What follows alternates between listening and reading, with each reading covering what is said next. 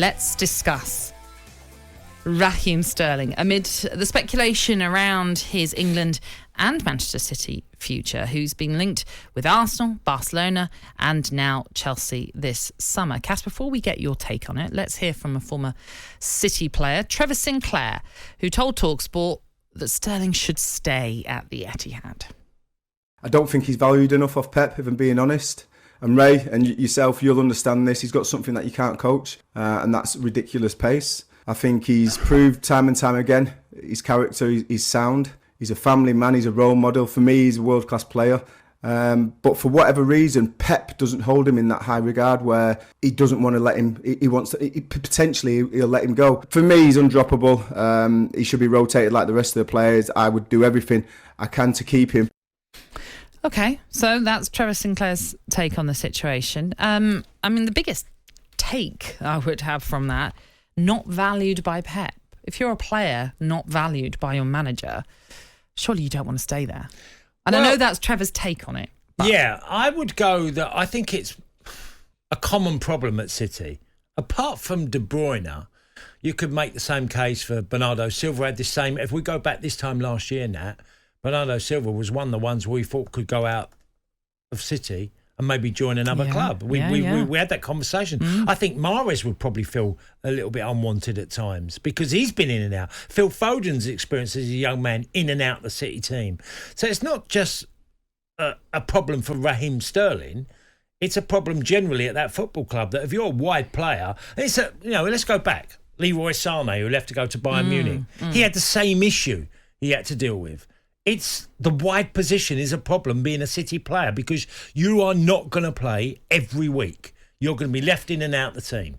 And Raheem's gone from a 1 in 4 goal scoring ratio at Liverpool as a young man to a 1 in 2 man at City. And that's an incredible improvement. I echo what Trevor says about him as a player. There's not many players that can get to the byline really quickly, get a huge amount of goals and assists and cause havoc because Raheem's got an incredible burst of speed over 10 yards that drives him into positions that defenders hate. And he does it brilliantly. Do you know, I'm looking at his stats since Pep Guardiola's been at Manchester City.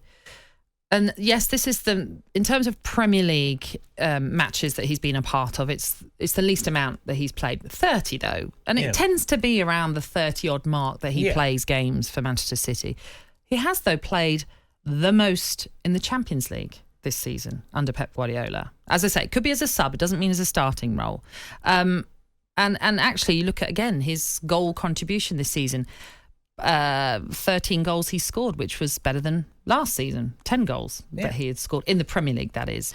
So in a way, as much as we're discussing is he being valued, he's still playing pretty much just as much as what he's always done. Trying to second guess Pep is impossible because we could have all this talk and the start of the season he could be in the game, first 10 games, start every one of them. That's how Pep manages. So it's a difficult one to answer. Because from the outside, it looks like there is going to be a bit of change. I'm a big fan of Sterling. I think there are a lot of clubs would take him, even if for a decent price, because he's 27 years old, and there'll be a number of clubs who will go after him if he was become available. And that was the case the last time this debate came up about Raheem Sterling. I think he's, like I said, his goal ratio has improved. He's a 1 in 2 man now. He was a 1 in 4 man in Liverpool. And yes, he was a lot younger and his game's developing. Now he's coming into literally the twilight of his career. Well, he signed a new deal in 2018, which will take him through to next season. So he's only got one more year to go before he could leave the club on a free. 27 though. I mean, he's still got time. He's still got, it's probably his best years ahead of him now, would you say? Or at least with a couple of seasons. Yeah, I think experience is, a major difference how you change as a player. And he's got that pace. I mean, the only time you'd think, well, would we consider selling him if he lost half a yard or a yard of pace? But that's for most players, especially wide men. Yeah. Guys that like to hug the touchline and get to the byline and cause problems with their pace. But Raheem, I mean, I think last summer, even though there was a lot of people felt Raheem had a great tournament, I was so surprised by his character and how much he showed. Because wearing an England shirt is a lot of weight on that shirt and always has been. I recognise that playing for the Republic of Ireland when I played with England players at club level, that the England thing was a big deal, okay? A lot of weight on that shirt. You know, you live in the country, you go around, you walk around, you go in supermarkets or whatever you're doing in your life as a player, you feel that pressure on England players. He handled it brilliantly last summer. He shone. I thought he was outstanding for England. And he can do that again in the World Cup.